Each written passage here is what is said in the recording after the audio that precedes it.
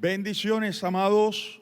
Vamos a dar comienzo a este tiempo especial de palabra de Dios, y es mi oración que el Señor sea hablando a nuestras vidas de manera especial. Oremos a Dios. Amado Señor, muchas gracias. Muchas gracias por tu amor, tu bondad y tu misericordia. Gracias por tu fidelidad, que es de generación en generación.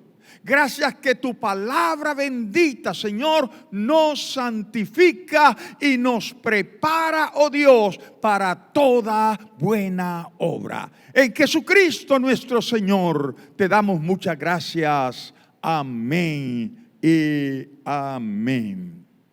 Mis amados, he titulado este sermón ¿Qué hacer con los nuevos desafíos del 2020? ¿Qué hacer con los nuevos desafíos del 2020?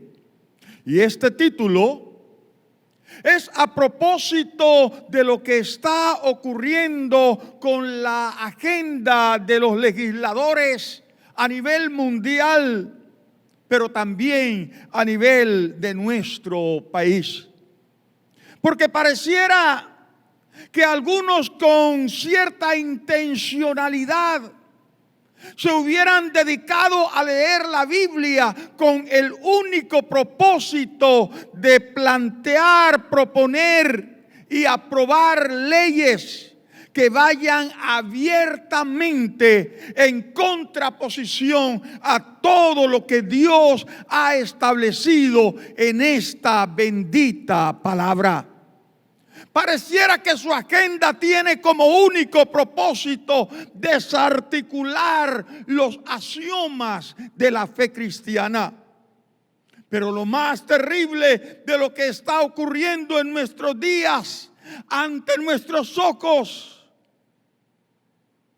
y nosotros como iglesia hemos preferido hacernos lo de la vista gorda, o hemos estado haciendo lo del avestruz que entierra su cabeza en la arena frente a algún peligro para no ver lo que está sucediendo, para no ver el peligro que se está corriendo.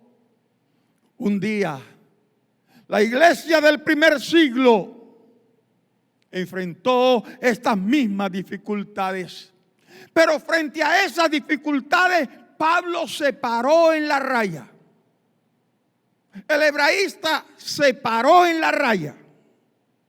La mayoría de los líderes se pararon en la raya a costa de ser vituperados, de ser perseguidos, de ser encarcelados y hasta de ser asesinados.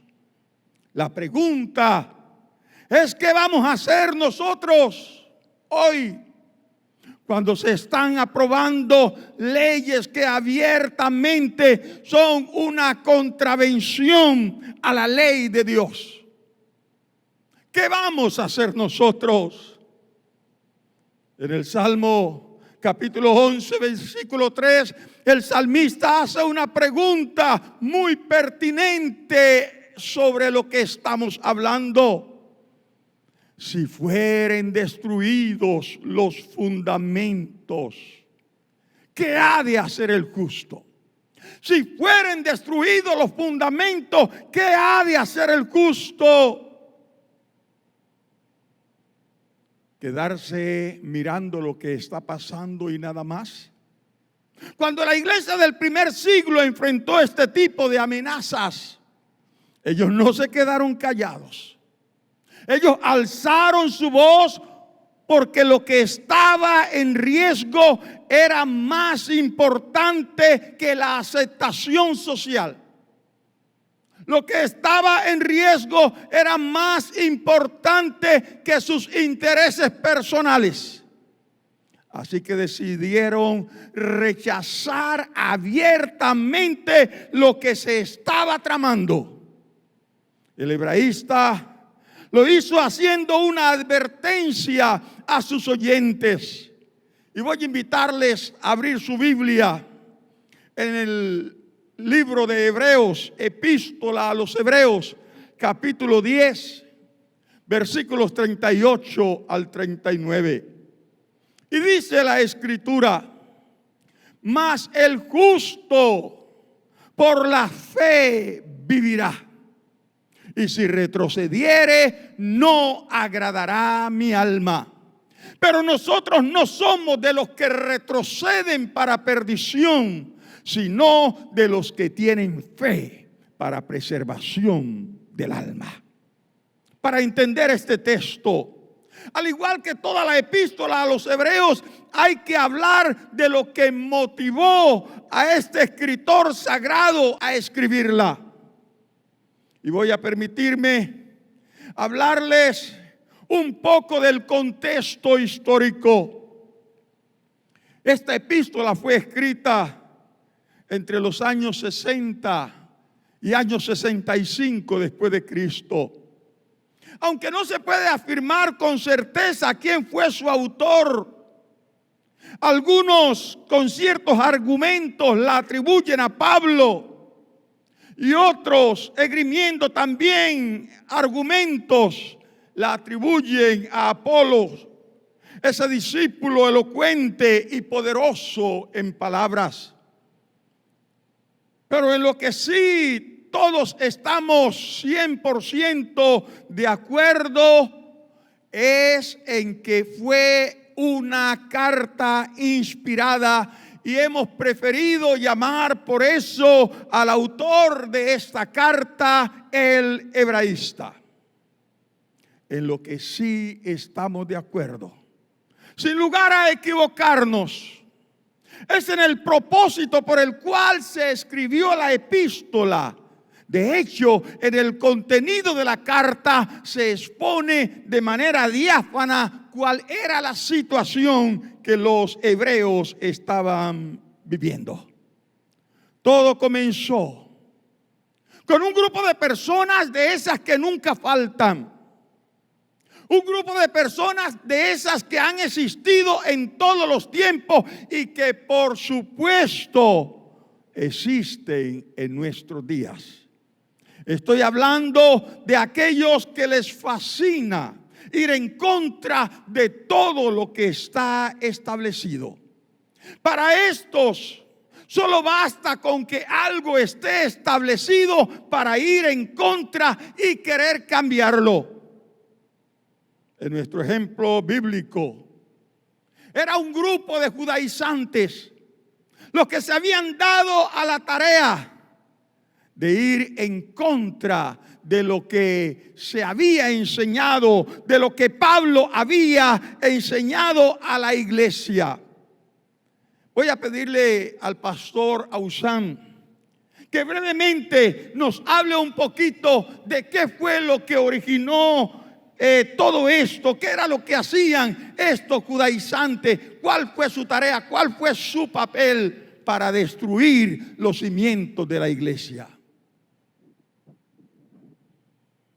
Qué bien que ustedes, gentiles, que antes no hacían parte del pueblo de Dios, ahora por las enseñanzas que han escuchado del Evangelio, están siendo parte de este maravilloso pueblo. Les han enseñado que deben seguir las enseñanzas que Jesús les dejó. Pero quiero decirles algo. Jesús fue judío. La salvación viene del pueblo judío. A los judíos fue lo que Dios escogió para hacer una nación que fuera luz al resto de naciones. Por lo tanto, nosotros que somos descendientes de Abraham y estamos en esa promesa, y si tú siendo gentil ahora quieres ser parte de este pueblo, no es suficiente con la salvación que te están dando a través de la fe en Jesucristo. Es necesario que igual que nosotros tú puedas circuncidarte tú, circuncidar a tus hijos, porque para ser salvos, además de las enseñanzas que te están dando del Evangelio, tienes que volverte judío, tienes que ser como uno de nosotros. Por lo tanto, debes observar toda la ley de Moisés, porque esa ley fue dada por Dios al pueblo judío, y además de eso, debes abstenerte de comer las cosas que nosotros como judíos nos abstenemos. En conclusión, Si quieres ser salvo, además del evangelio, debes convertirte en un judío y observar todo lo de la ley y todo lo concerniente al pueblo judío, que es el pueblo de Dios. Muchas gracias, Pastor Ausán. Creo que no pudo haberlo ilustrado mejor, porque esa fue la postura de estos judaizantes. ¿Quién eran ellos? Eran convertidos judíos que salieron por todas las iglesias de los gentiles, las iglesias que el apóstol Pablo había fundado y estaba motivando, y todo lo que se estaba haciendo para que la gente llegara al conocimiento de Dios, e iban importunando a los creyentes donde iban, diciéndoles: ustedes no son salvos, el sacrificio de Cristo no es suficiente. Pero frente a esa aberración, frente a ese concepto descabellado de evangelio, el apóstol Pablo se enojó. Y voy a preguntarle al pastor Samuel más o menos qué fue lo que hizo Pablo frente a semejante desafío al mensaje que él estaba predicando. Amados hermanos, ¿cómo es posible que aún no hayan entendido la muerte de Cristo? ¿Acaso no lo hemos explicado hasta la saciedad? Os haré una pregunta. ¿Por qué recibieron ustedes al Espíritu Santo? ¿Acaso fue por guardar y obedecer la ley de Moisés? Pues la respuesta es no. Ustedes recibieron al Espíritu Santo por seguir y por creer el mensaje de Jesucristo. ¿O acaso muchos de ustedes no estáis llenos del Espíritu Santo? ¿O acaso no habéis oído lo que sucedió en la casa de Cornelio? Como hombres fueron llenos del Espíritu Santo sin siquiera conocer la ley de Moisés. Entonces, ¿por qué quieren ustedes volver a los rudimentos de la ley y dejar una vida plena en Cristo a través del Espíritu Santo? ¿Y por qué quieren imponer cargas a los gentiles que ni siquiera nosotros los judíos hemos podido cumplir? ¿O acaso no sabéis que el único que ha cumplido la ley se llama Jesucristo? Por eso yo pido que este tema sea llevado a Jerusalén y en un concilio sea observado por los apóstoles. Gracias, Pastor Samuel. El Pastor Samuel nos ha ilustrado el disgusto que le produjo a Pablo escuchar esos comentarios de estos judaizantes. Y algunos tal vez decían: pero ¿por qué tanta trascendencia? Y para Pablo este asunto era de la mayor trascendencia, porque lo que estaba en juego no era el comentario de unos que andaban por ahí todos desubicados, sino que ponía en peligro la fe, a través de la fe en el sacrificio de Cristo. Por eso Pablo, molesto, pidió a los líderes de la iglesia en Jerusalén: esto hay que resolverlo, esto no se puede dejar pasar por alto. Cuando se trata de los fundamentos de la fe cristiana, hay que darle la mayor importancia. Y esto originó entonces el concilio, el primer concilio de la iglesia que se realizó allí en Jerusalén. Y estaban discutiendo porque habían quienes aseguraban que no tenía nada de malo que se creyera en Jesús, pero que se le añadiera las obras de la ley, que había que seguir en los rituales, que había que seguir guardando la ley mosaica. Pero para Pablo esto es lo más absurdo que se pueda escuchar. Y allí en el concilio en Jerusalén discutían, y mientras ellos están discutiendo sin ponerse de acuerdo, el Señor llamó a Jacobo y le da una palabra de sabiduría. Y la palabra fue: yo opino que a los gentiles que se han convertido no se les imponga más carga que esta, que se abstengan de fornicación, que se abstengan de lo sacrificado a los ídolos, que se abstengan de comer cosas de ahogado y de sangre. Y solamente la fe en Jesús sea suficiente para la salvación. Y cuando él dijo estas palabras, dice la Biblia que pareció bien a todos los que estaban en el recinto, y así se hizo. Pablo descansa porque se había quitado el riesgo de hacer del sacrificio de Cristo un ritual más. El sacrificio de Cristo quedó establecido como lo único necesario para ser salvo. Pero estos benditos judaizantes de ese tiempo, como los de ahora, queriendo ir en contra de todo establecido, contraatacaron. Ahora ya no contra los gentiles, porque los gentiles escucharon el mensaje de Pablo, y cuando venían estos judaizantes, no, a mí no me venga con ese cuento, que ya ahora entiendo que el sacrificio de Cristo es más que suficiente. Pero ¿a quién se fueron después entonces? Díganos, Pastor Ausán. Hemos escuchado cómo Pablo, que se hace llamar apóstol, llevó a Jerusalén el concepto acerca de lo que deben hacer los gentiles en cuanto a su salvación. Y se ha aceptado algo que en ese concilio ha salido, se ha enseñado en todas las iglesias. Por eso nosotros hoy no hemos querido dirigirnos a los gentiles, sino hemos venido aquí a ustedes que son judíos, que son hebreos de nacimiento. Ustedes que han conocido la ley de Moisés desde que nacieron. Y sabemos de lo excelente que es nuestro sistema de sacerdocio, de lo excelente que es nuestro sistema de sacrificio, de lo excelente que es la manera como año tras año el sumo sacerdote entra para entrar al lugar santísimo por la remisión de nuestros pecados. Por lo tanto, aunque han aceptado al Evangelio de Cristo, y eso no está mal que acepten a Cristo en su corazón, pero ustedes tienen que seguir observando toda la ley, tienen que seguir observando todo aquello que han aprendido desde la niñez. Y recuerden lo que el Señor dijo un día en su palabra: y esto lo enseñarás a tus hijos. Cuando vayan por el campo, cuando vayan por la ciudad, cuando vayan por cualquier lugar, tienes que enseñarle a observar la ley de Moisés. Por lo tanto, aunque hayas aceptado a Cristo en tu corazón, no es suficiente esa fe. Tienes que seguir siendo judío de nacimiento y enseñarle eso a tus hijos también, porque seguimos insistiendo, la salvación viene de los judíos, y todo aquel que acepte esa salvación tiene que volverse como uno de nosotros, y nosotros no podemos apartarnos de lo que hemos conocido desde que nacimos. Los gentiles quedaron bien claros con lo que Pablo les había escrito, les había dicho.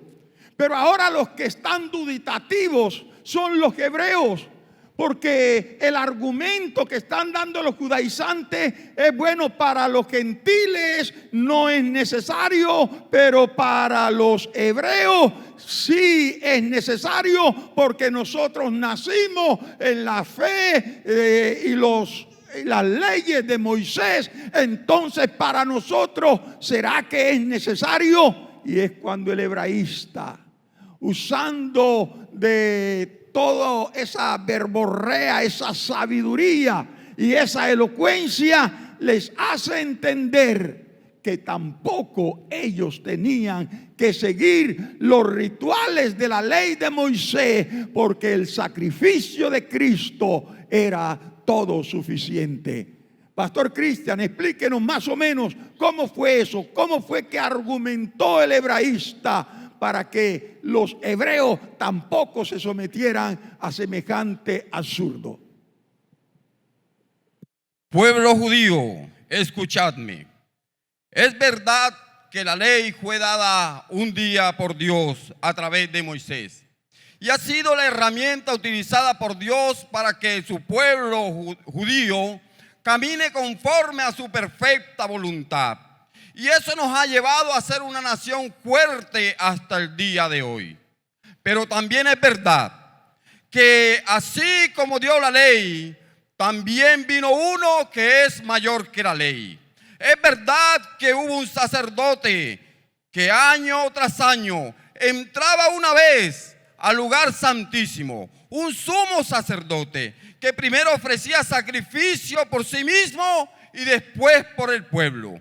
Pero vino uno mayor que ya no tiene que entregarse una y otra vez, que ya no tiene que entregarse año tras año para remisión de nuestros pecados, sino que se entregó una vez y para siempre. Uno que es mayor que la ley. Él mismo dijo: yo no vine a abrogar la ley, yo vine a cumplir la ley. Por lo tanto, es necesario, pueblo judío, que viváis bajo la gracia de aquel que murió en la cruz del Calvario y por cuya sangre somos justificados hoy día. Ya no es necesario guardar la ley, es necesario vivir bajo la gracia de aquel que cumplió la ley y nos justificó con su sangre en la cruz del Calvario.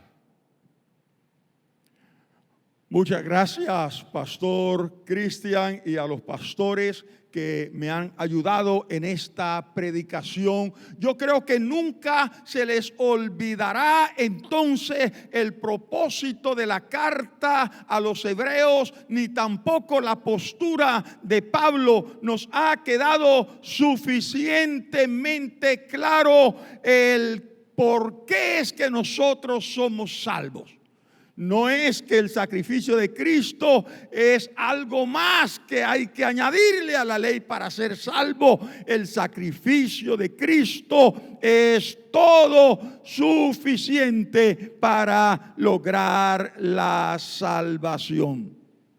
Ahora, el hebraísta comienza con su elocuencia hacer un parangón entre Moisés y Cristo, entre la ley y la gracia, entre los sacrificios de animales y el sacrificio de Cristo, para luego concluir con que Jesús, la persona de Jesús, es superior a la persona de Moisés. No solo es superior a la persona de Moisés, él va más allá y dice: Jesús es superior a Abraham. Y no se queda allí y le dice: no, es más, Jesús es superior a los ángeles. Y no se queda allí. Dice: Jesús es superior a todo el universo. Compara a Jesús con los ángeles y les demuestra a los hebreos por qué él dice que Jesús es superior a los ángeles. En otra ocasión tendremos tiempo para explicarlo. Compara a Jesús con Moisés y le demuestra que Jesús es superior a Moisés por muchas cosas, entre otras, porque Moisés ciertamente fue un siervo fiel en la casa de Dios, pero Jesús no era un siervo fiel. Jesús era el Hijo de Dios. Jesús era el Señor. Esto lo hace superior a Moisés. Luego compara el sacerdocio de Aarón. Aarón, el hermano de Moisés, el primer sumo sacerdote que hubo en la ley mosaica. Y le dice el hebraísta: sí es cierto que Aarón fue el primer sumo sacerdote según la ley, pero el sacerdocio de Cristo fue primero que el sacerdocio de Aarón, porque fue establecido según el orden de Melquisedec, que no tenía ni genealogía, ni principio, ni fin. Si bien es cierto que el sacerdocio arónico tuvo cierta preeminencia, el de Jesús fue mayor, porque ha sido desde la eternidad y hasta la eternidad. Los sacrificios por el sacerdocio arónico cubrían o ocultaban el pecado. Pero el sacrificio de Cristo borra o perdona el pecado de una vez para siempre. Aleluya. Toda esa argumentación tenía como propósito animarles a seguir adelante sabiendo que estaban en la verdad, sabiendo que estaban en la doctrina correcta,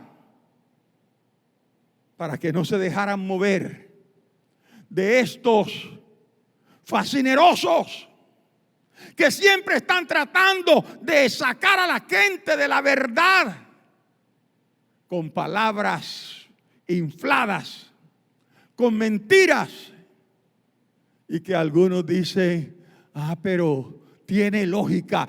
Esto no es asunto de lógica, es la palabra viva de Dios contra la palabra de estos engañadores que han salido por el mundo y que hoy pretenden decirnos: dejen de lado lo que dice la Biblia y sigan las leyes que nosotros les estamos ordenando. Que el Señor los reprenda a toditos. De allí las palabras del hebraísta frente a esta disyuntiva. Lo que se les ha enseñado y las filosofías huecas que les están metiendo. Escúchenme, hebreos. Ya Pablo lo había hecho con los gentiles, pero él está ahora diciéndole a los hebreos: no se dejen ustedes mover de su fe, porque el justo por la fe vivirá. El justo por la fe vivirá, y si retrocediere, no agradará mi alma. En los días que se escribió esta carta, el reto de los hebreos era perseverar en la fe en Cristo, o por el contrario, dejarse arrastrar de la nueva filosofía que están vendiendo los gobernantes del pueblo. Como podemos ver, mis amados, esta lucha por desvirtuar la verdad de Dios no es de ahora.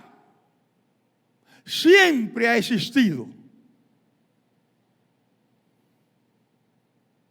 Pero lo interesante es que la iglesia siempre ha estado dispuesta a hacerle frente, a correr los riesgos que sean necesarios.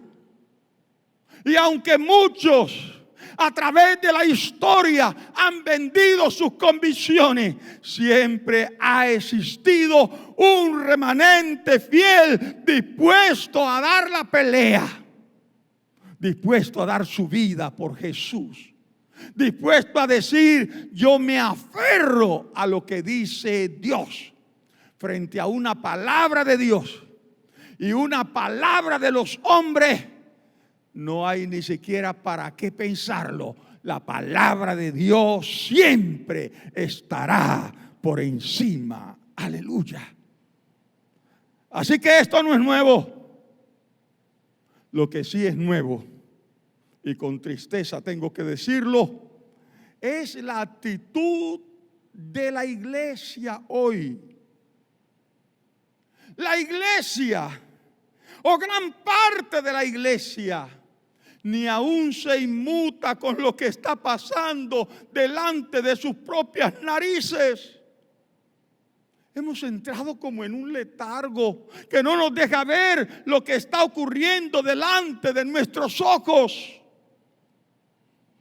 El enemigo ha ido cercando poco a poco a la iglesia. Y a diario estamos haciéndole el quite. No queremos enfrentar esa realidad y nos escudamos, entre comillas, oremos. La Biblia dice que todo tiene su tiempo, mis amados. Hay tiempo de orar, pero también hay tiempo de actuar. Y creo que hemos orado lo suficiente. Ha llegado el momento de decidir qué vamos a hacer. Ese orar como escapismo, tenemos que cambiarlo. Orar sí, pero también es tiempo de actuar. Creo que ha llegado la hora de decidir entonces a quién servir. Porque muchas de las leyes y normas que nos están ordenando cumplir abiertamente desafían las leyes y normas que Dios ha establecido para nosotros, su pueblo. ¿Qué hacer?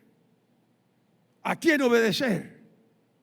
¿A quién seguir? ¿A quién servir?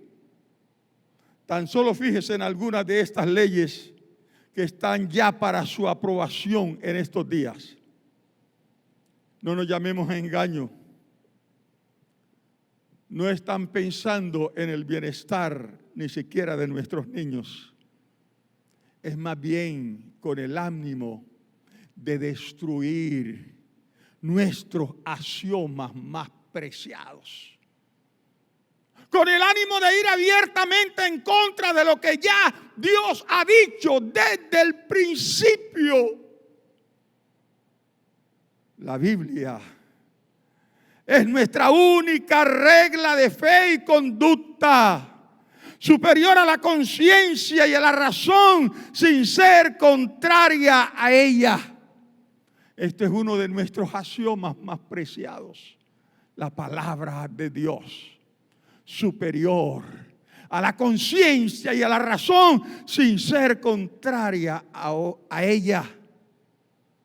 Solo lea estos versículos que le voy a decir, le voy a mencionar, entre muchos que usted puede encontrar en la Biblia, y compárelo con lo que se está cocinando ya para su aprobación, y entenderá de qué le estoy hablando.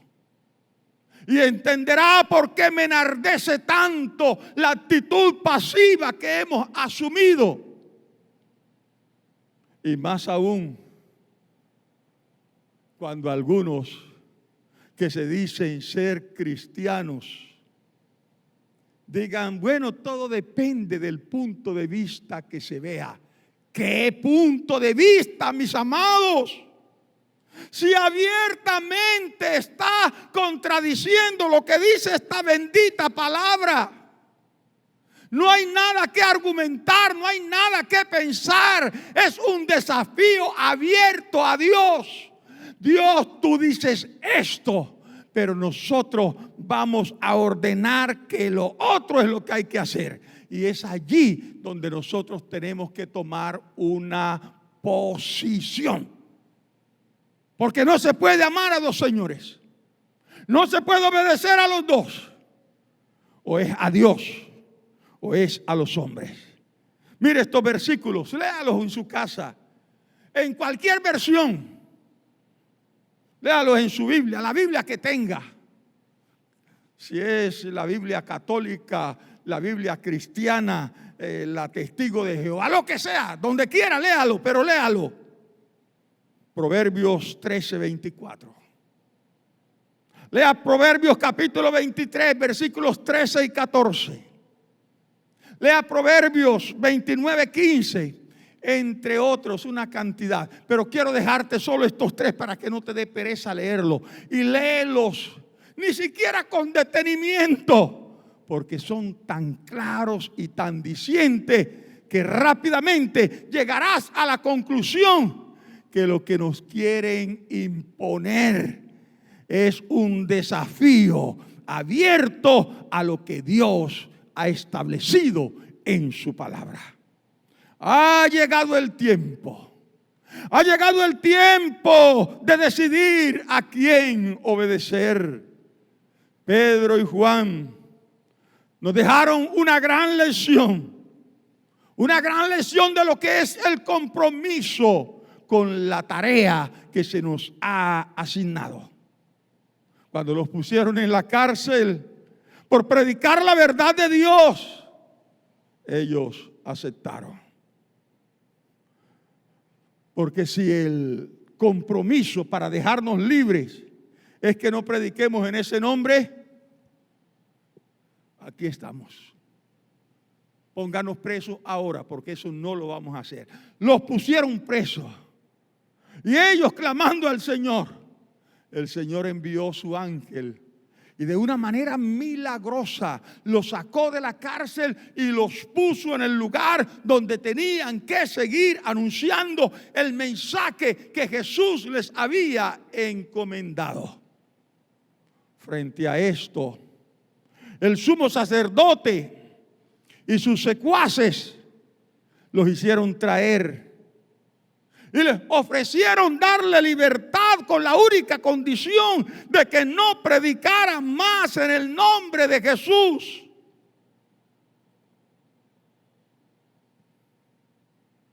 Ellos ni lo pensaron. Ni dijeron, denos un tiempo para orar a ver qué nos dice el Señor. Aquí no hay nada que orar. Aquí no es a ver qué nos dice el Señor. Está claro. Está claro. Sus palabras por eso fueron: juzgad vosotros si es justo delante de Dios obedecer a vosotros antes que a Dios. Eso ni nos lo propongan. ¿Quieren llevarnos a la cárcel otra vez? Aquí estamos. ¿Quieren matarnos? Aquí estamos.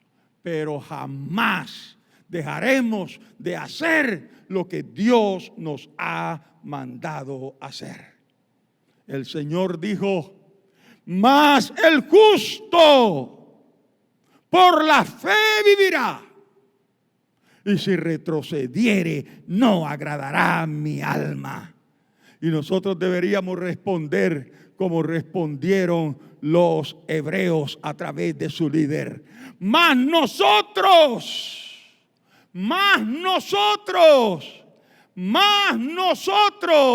no somos de los que retroceden para perdición, sino de los que tienen fe para preservación del alma. Aleluya.